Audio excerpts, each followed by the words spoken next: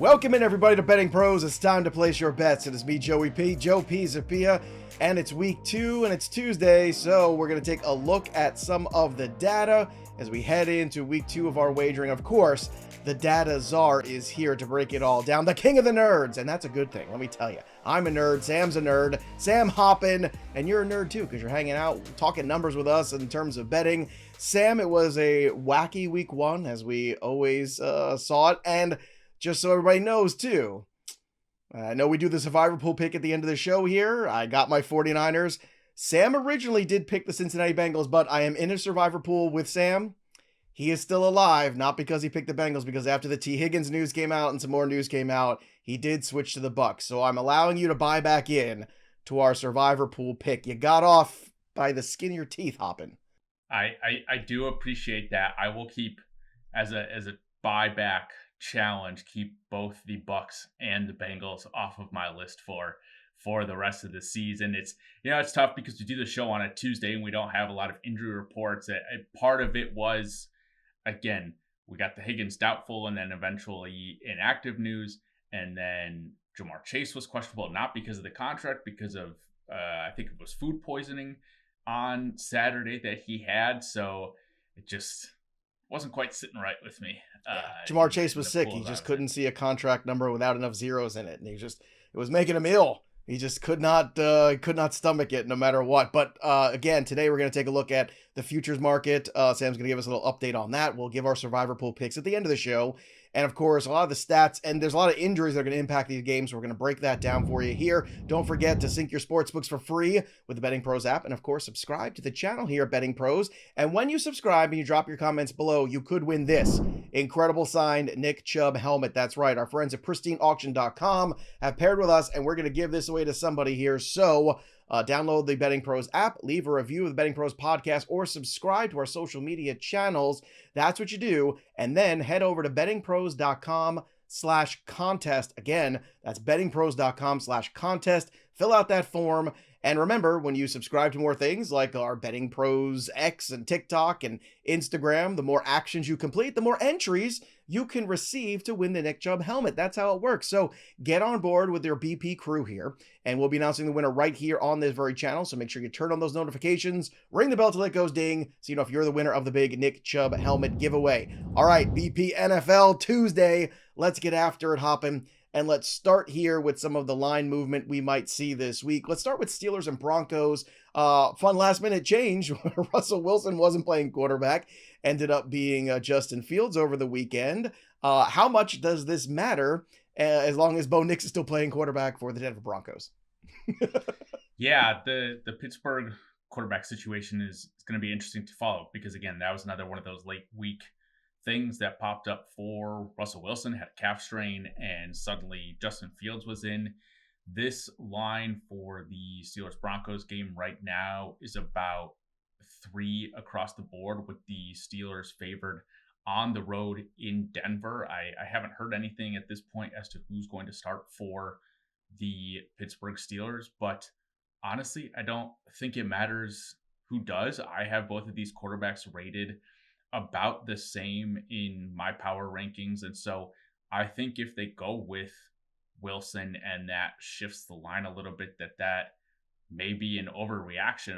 It'll be interesting to see if this line gets on either side of the 3 points there. I do think that depending on, again, which way it does go, if it gets down to 2.5 with this low of a total, I love the Broncos as a teaser leg, teasing them out to 8.5. And if it gets to 3.5, then taking the Broncos with them. I don't think the Pittsburgh offense is as good as the Seattle offense that Denver played last week. So this is one that I'm monitoring. Again, it opened 3. It's sitting at 3, and just waiting to see who they announce as quarterback for Pittsburgh. Yeah, I actually have a strong feeling about this game in a few ways. We talked about it yesterday. In case you missed it, the look ahead show for week 2, Andrew Erickson and I came out yesterday. Go peep that. Really fun show, especially me teasing Andrew more about the 49ers and Jets, which happened last night. Make sure you tune in Thursday to see the live transfer of funds from Erickson's Venmo account to mine. It's going to be a good time on the show. We're going to do it live on the program. But look, the the Pittsburgh Steelers defense is what matters to me. That pass rush, TJ Watt looked fantastic. Bo Nix, where he was struggling against the Seattle Seahawks defense last week. I can't imagine what the Steelers defense is going to throw at him. So I am very concerned. I like this 3, and I like it where it is right now. And I like the Steelers side of this game. I also, Jaleel McLaughlin, Debro is making a point there where maybe you start to cater to the strengths with a lowercase s of Bo Nix and start to dump the ball off a little bit more. Could you see maybe some props of McLaughlin be interesting in some of those dump off passes potentially this week, especially with that ferocious pass rush of the Steelers? I think dump off passes. I think rushing props for Bo Nix as well. TJ Watt's going to be in that backfield in less than a second with how well he played last week. He was wreaking havoc to the Falcons' offensive line. And Bo Nix has some speed. I mean, got out on a number of scrambles last week, I believe, at 35 rushing yards. So it'll be interesting to see how much the books react to his rushing props. I think his opened at about 16.5 last week. And does this go up to the 25-ish range for him, knowing what he could be? And again, I think if the Steelers, again, are able to get pressure on him, which I think they are, then Bo Nix scrambling or having to dump the ball off instead of targeting downfield is certainly in play. Next one on our list is a marquee matchup. It's the Bengals and the Kansas City Chiefs. The Chiefs looked as good as anybody else, and the Bengals looked as bad as possible going into this matchup. So this is a tough one because there's always that narrative of, Joe Burrow loves to be the underdog. Joe Burrow has shown that he is not intimidated playing the Kansas City Chiefs at any place, anytime, anywhere. However, things did not look good for the Bengals in this first effort at home. The Bengals are always slow starters. So is this just another slow start out of the gate for the Bengals in September where they're just sluggish there? Or is there more going on here that meets the eye? And how do you wager on this specific game going into week 2, Sam? This is definitely a tough one. I mean, this total is sitting at about 48.5 points right now, opened at 46.5, so has gotten bet up a little bit. I think 2 years ago, with these teams matching up, it's opening in the 50s and maybe gets bet up to 52.5 or something like that. But the Bengals offense just didn't look great. Now, the status of their wide receivers is unknown. I would expect Chase will play. Like I said, it seems like it was just a food poisoning thing, which caused his questionable tag. I don't know why he would sit out in week 2 because of a contract situation while playing in week 1. T. Higgins is a little more up in the air, has a hamstring injury, which is never a good sign. That's one of those lingering things that even if he does play, maybe isn't 100%. And Joe Burrow just doesn't look healthy either. I mean, the wrist thing, he just wasn't playing, I think, as well as we've seen him play in the past. And maybe it was somewhat foolish to think he was going to play well right out of the gate because, like we've said, the Bengals have gotten off to slow starts in each of the past several seasons now. Yeah, Joe Burrow has gone into the season with injuries each of the last couple of seasons, but I think on the flip side of this, the Chiefs' defense is still a top 10 unit in my mind. Mm-hmm. They didn't Agreed. play great against Baltimore. I mean, Baltimore was able to. Baltimore's a good offense. I think they did a pretty good job considering how many things they had to guard, and likely had a great game. And you tip your cap to them, but they did do a good job of shutting down Andrews and and making other people beat them. And look, some other guys did beat them, but they are the Ravens. They are the team that was right there in the AFC thick of it last year.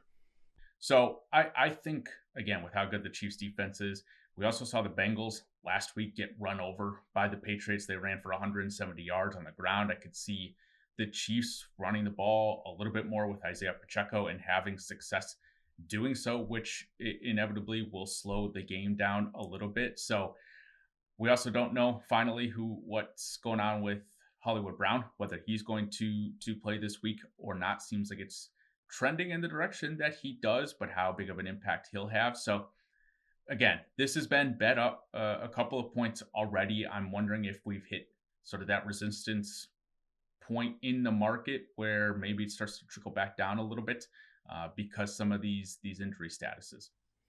All right, the good news for the Bengals is they were not the worst looking team in week 1. That goes to the Carolina Panthers yet again. Congratulations, Panthers.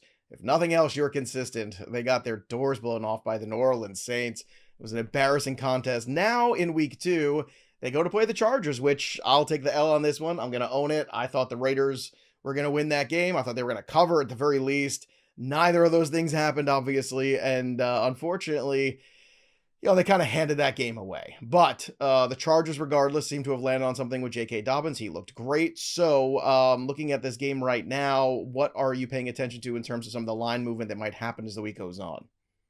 So this game opened with the Chargers favored by 4.5. They're now out to 6.5.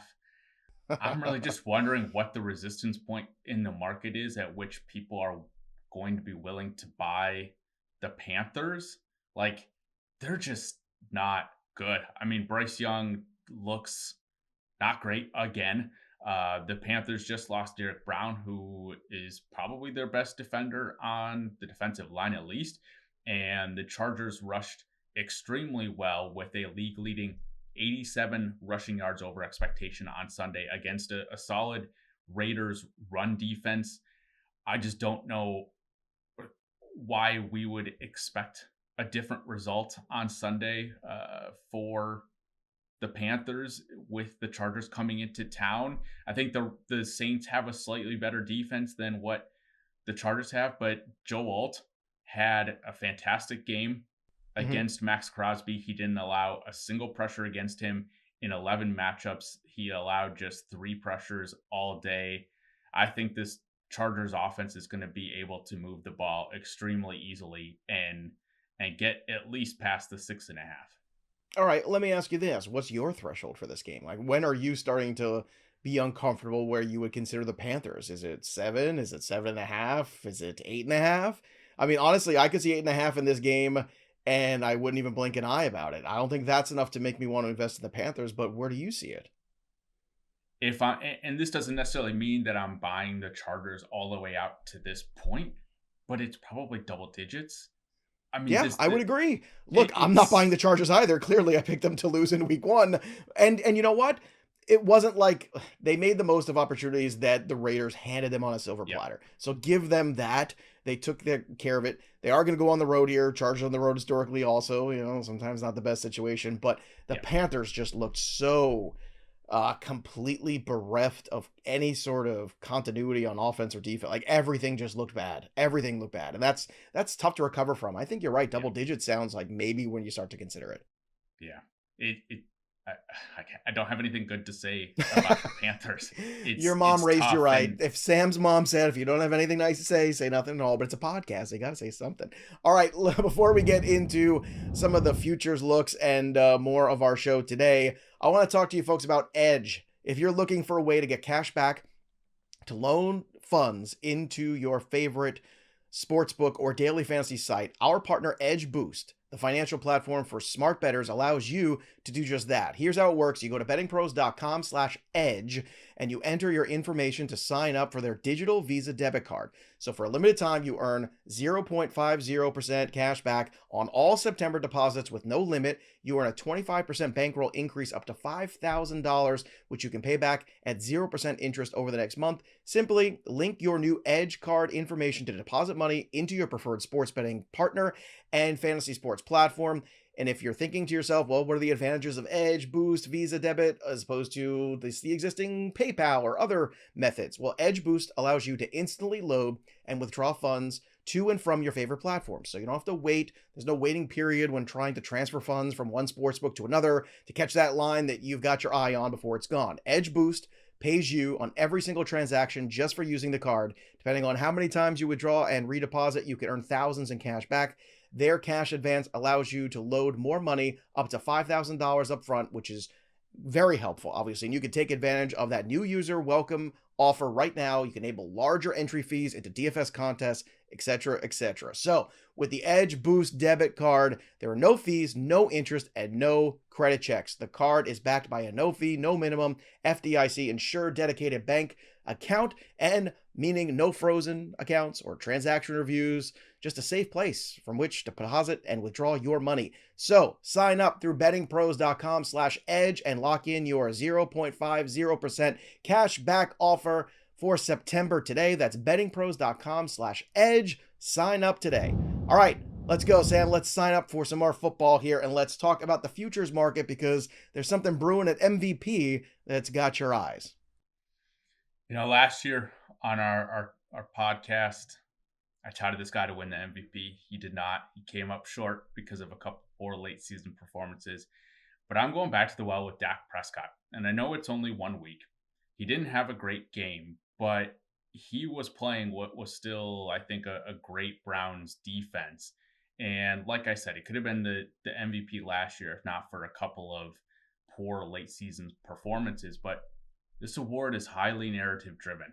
Three of Dallas's final 6 games are standalone games. So they've got Thanksgiving, they've got a Monday Night Football and a Sunday Night Football. They also play the Eagles in the late afternoon slot, I believe in week 17. So they're going to be in the eyes of the voters quite a bit without any other distractions. And I think they're going to be in contention for winning the NFC East, potentially the number 1 seed in the NFC. And I think this team is just going to rely on Dak Prescott to carry the load on offense. They're not giving him much support in the way of the rushing game. He needs CeeDee Lamb to stay healthy. That's obviously a huge key. And I think, again, maybe the voters say, well, outside of CeeDee Lamb, he didn't get any help. I mean, Jake Ferguson is hurt, but Brandon Cooks is not what he used to be. Jalen Tolbert is a huge question mark. Again, Zeke and Rico Dowdle are not giving him much from rushing production. So I just looked at this again. I was looking at the MVP market just to see like where things have shaken out. I mean, he's behind Joe Burrow, who, like I said, I don't see whether he's going to get healthy anytime soon. He's right around Purdy and Goff, which doesn't really make sense to me. I just think if the Cowboys are going to succeed, it's going to be because of Dak. I think there are other players, again, with Purdy, there's going to be the narrative of, well, did Kyle Shanahan boost him? He's got all these playmakers, the same stuff from last year. You know what, Sam? Same thing with Goff. Purdy's not, I don't want to pause for a second here because if CMC misses extended period or he has an incomplete season and Purdy carries him to that division, I think that is a narrative worth watching. It's not one that I'm buying into necessarily, but I think it's worth watching. What about the Jordan Love injury too? A lot of people were in on Jordan Love going into this year as an MVP candidate. Does the time missed for him, which is going to be anywhere from 2 to 4, maybe even more weeks, does that crush him, or does the narrative build because, look, he's playing through the MCL, he's wearing this giant brace, and he's coming back early? Which way do you see this one working out?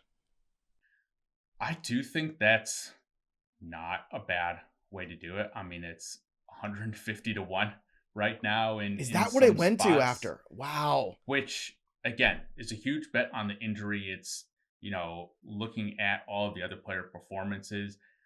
I think if I'm going to bet another MVP, and this is much shorter odds, he's currently 2nd in odds behind Patrick Mahomes, but it's Josh Allen. I mean, this Bills team is not succeeding without Josh Allen. And he put up 2 passing touchdowns and 2 rushing touchdowns, I believe, for the 4th time in his career. Has the most number of those games tied with, I believe, Steve Young all time. And he's just, again, the whole Thanos, fine, I'll do it myself mode right now. And again, it's a similar situation to Mahomes last year where he doesn't have a great surrounding cast, where if he does put up some gaudy numbers, then it's going to be because of Allen. All right, let's talk about the stats, Sam. They're going to impact week 2 in the NFL, and let's start with Lamar Jackson. Lamar did not practice on Monday, but everything's fine. Just a little soreness for Lamar Jackson. He's going to pace himself. It's a long season, Lamar. We want you healthy every single Sunday, so do whatever you need to do. But you see some opportunity in this market when it comes to the rushing total for Lamar Jackson, so let's break that down, Sam. Yeah, I'm looking at the over if it is around the mid to low 50s for him. I just think the pressure that Kansas City got on him with their pass rush and playing great coverage down the field forced him to scramble a ton. According to next gen stats, he scrambled on 19.5% of his dropbacks, which is the third highest rate for him in a single game since 2021. He's going to be getting a lot of pressure again from Max Crosby and Christian Wilkins this week against Las Vegas because, in my eyes, this is a bottom 8 offensive line with the way it's currently composed. They had a lot of turnover in the offseason, and they just don't have it together right now. I think the game script could force Lamar not to have to drop back. They are, I believe, 9.5-point favorites right now, so he wouldn't necessarily have to scramble in that situation, which is why I said I'm targeting these overs if they're in sort of the mid to low 50s. But again, this could be a situation where you're potentially targeting the alt numbers. I do think Las Vegas could be a little bit better offensively this week than they were this past week. I don't have a lot of hope for the Ravens defense right now either. I know they played the Chiefs last week, who is my top rated offense right now, but similar situation where they had a lot of turnover in that defense. All right, moving on to the next one on our list when it comes to the stats for week 2. The obviously back to the Seahawks. We discussed them a little earlier. We touched on how that looked in this last game against the Broncos in week 1.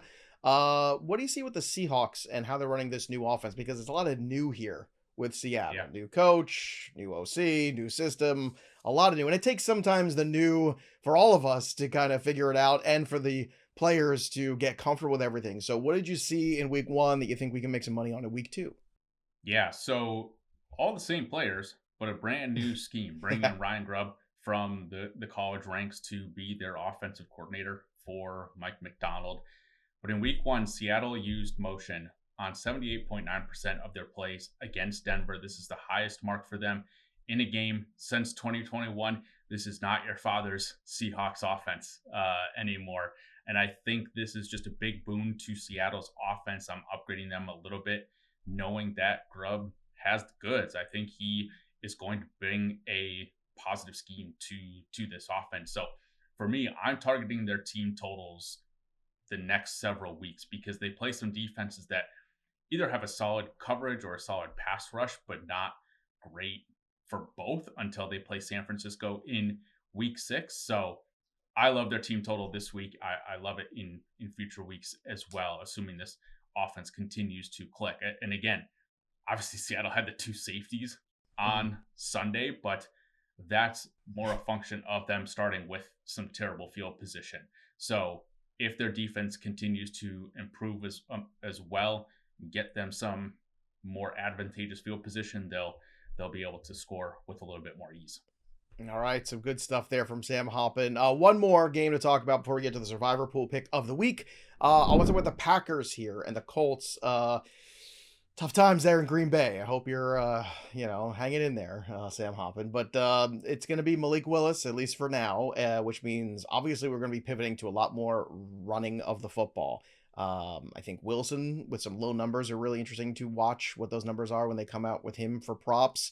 The low numbers are easy to hit, maybe even easier than the Jacobs numbers, possibly. We'll see what the numbers are when they come out. But let's talk about this because this is not going to be the Jordan Love Green Bay Packer offense. Unfortunately, it could be in a lot of unders for guys like Jaden Reed, Christian Watson. I'm fascinated to see what those props look like. I imagine Vegas is going to take a sledgehammer to those numbers and just disintegrate them, making it kind of tough. I still might go under anyway. But what are you looking for specifically in this game here? Because Indianapolis, look, it was a tough matchup at home.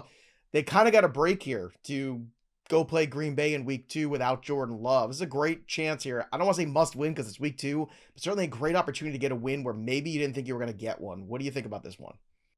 So I'm looking at Green Bay's rushing, like you mentioned, specifically with Josh Jacobs. And again, without Jordan Love, I think we see Green Bay probably lean into the run a little bit more, despite a poor start last week in Brazil. Green Bay actually posted a league best 4.0 rushing yards over expectation per carry in week 1. They will now play a Colts team that just allowed the Texans to pile on 213 rushing yards with someone in Joe Mixon, who I thought was past the prime of his career. Josh Jacobs handled 81% of the team's carries in week 1. I think they're going to feed him and keep him as the primary guy. I don't think they brought him in and paid him not to be that guy. We'll see what happens with Marshawn Lloyd, who is the rookie that they drafted, who wasn't active for week 1. But I think at worst, it drops down to like a 75% rush share for him. I think I'm going to play some Josh Jacobs alt lines, 125 plus rushing yards. I expect they open this up possibly in the 70s for his rushing yard. I think it's going to be pretty high, expecting that Green Bay does run it a ton. But the Colts only ran 44 offensive plays last week, which is the 12th lowest across over 2,000 team games since 2020.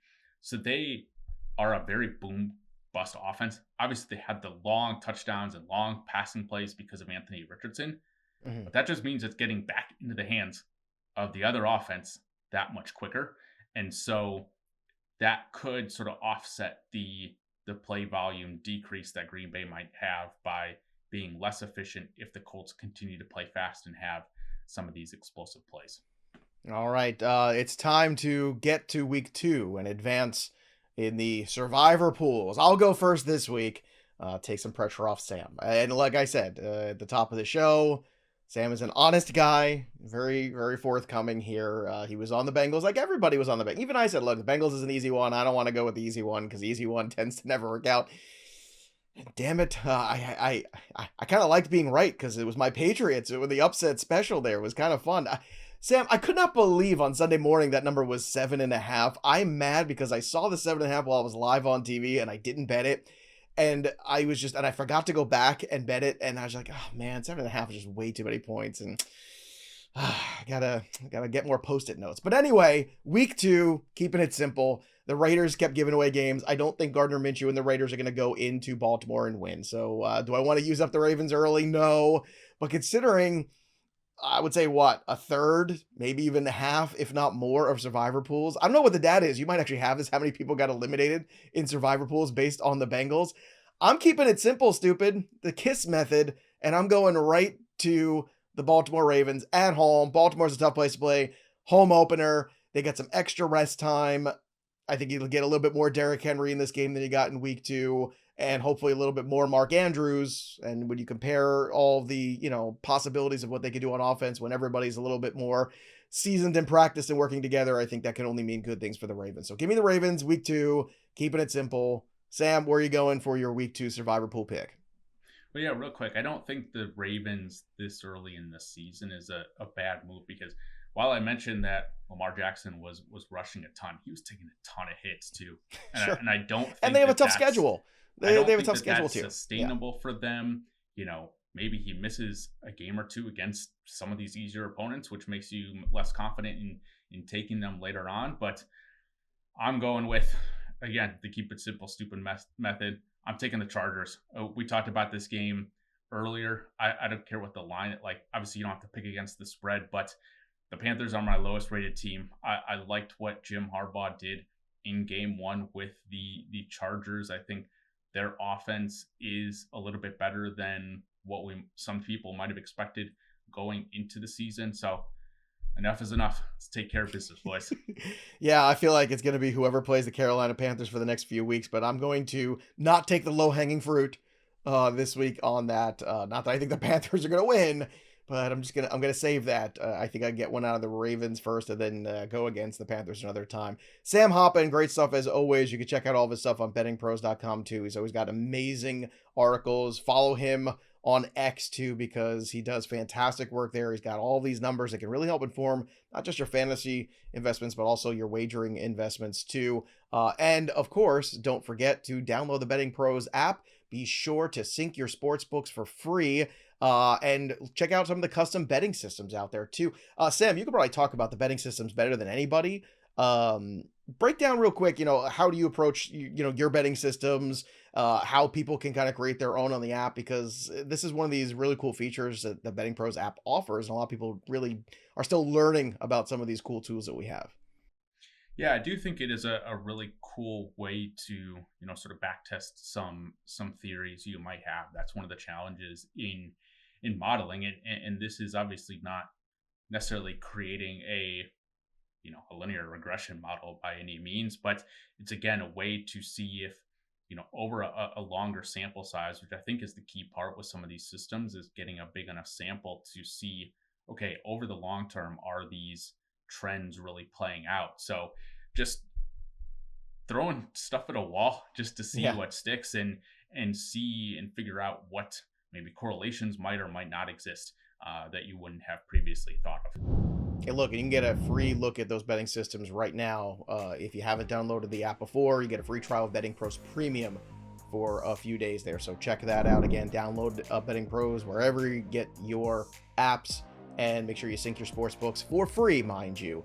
And use the tools to start betting smarter, not harder. And somebody win that Nick Chubb helmet, will you? Go to bettingpros.com/contest, fill out the form, follow us everywhere, subscribe to the YouTube channel. Drop your comments below, too. What do you think of some of the stats that Sam has thrown out? What are your favorite stats of week 2 that you are hammering home? And how many games will the Carolina Panthers lose in 2024? That could be a very, very big number. Very high number. That'll do it for us, but the story of the game goes on. For Sam Hoppen, I'm Joey P.